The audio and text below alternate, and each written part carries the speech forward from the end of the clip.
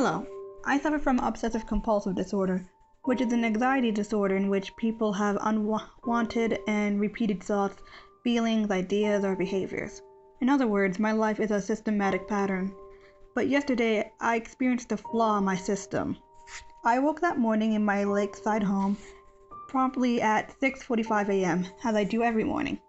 Before leaving my bedroom, I touched the doorknob 3 times. I had to. I need to. On my way downstairs, I made sure not to step on the second to last step. I never touch that step. I just can't. I made my usual breakfast of toast, scrambled eggs, and black coffee. I never eat anything else in the morning, just always those 3. Turning my iPad on, I checked the local news headline, like usual. But today something was missing. I couldn't place my finger on it. Did I forget something? The strange feeling lingered with me all the way to my car. On my way out of the front door, I made certain to lock my door, then unlock it, and lock it again. Driving to work, I couldn't help but feel like a part of me was missing. What did I miss? How could I possibly have missed it? I hoped that the feeling would go away while working. It didn't. It stayed with me for 12 whole hours. I left the office at around 6:45 p.m. and headed back home. About 25 minutes into my commute, I stopped for the red traffic light at the intersection at Mareberry and Westway. As the red light turned from red to green, I couldn't help but feel that strange sensation again.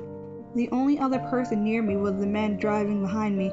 He blared his horn for me to get going, but instead of accelerating, I just unrolled my window and motioned him to go around me. He did. I dreadfully sat there in my car, still hoping at the intersection something is seriously wrong.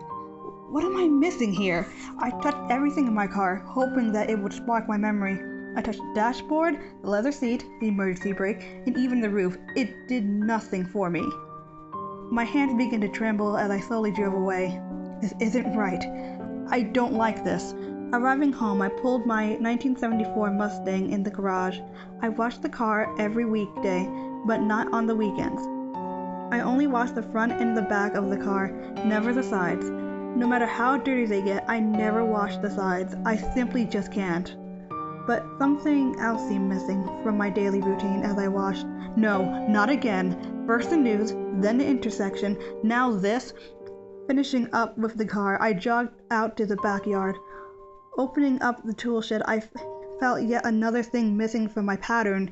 I screamed, "This isn't right! This isn't right! This isn't right!" I stumbled out of the shed and gazed out at the lake. It seemed to calm me when my anxiety got out of control, but tonight all I wanted to do was sleep. I need to finish this day.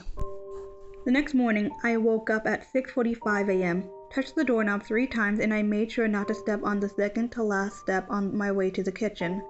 I prepared my toast, scrambled eggs, and black coffee.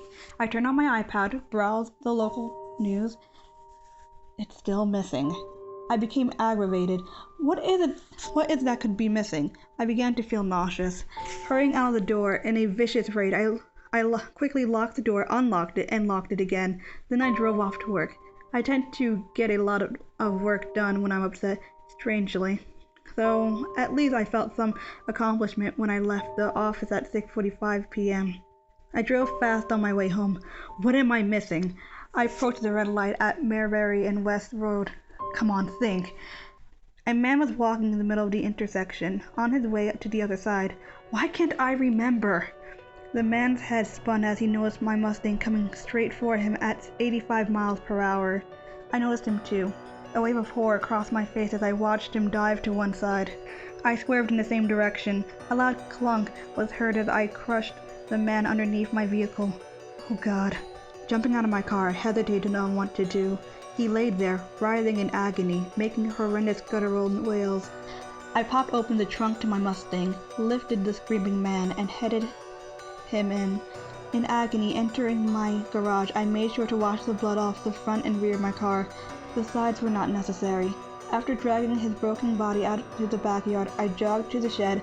Inside were black garbage bags, cinder blocks, and a hacksaw. After dismembering the man, I was able to lift both the remains and a cinder block into the bag. Dropping him in the lake was all that was left to do. The following morning, I made sure to wake up at 6:45 a.m. and touch my doorknob 3 times before skipping the second to last step on my way to the kitchen. While eating my toast, scrambled eggs, and black coffee, I browsed the local news on my iPad. The top headline: Hit and run serial killer strikes again. I smiled. Back to normal.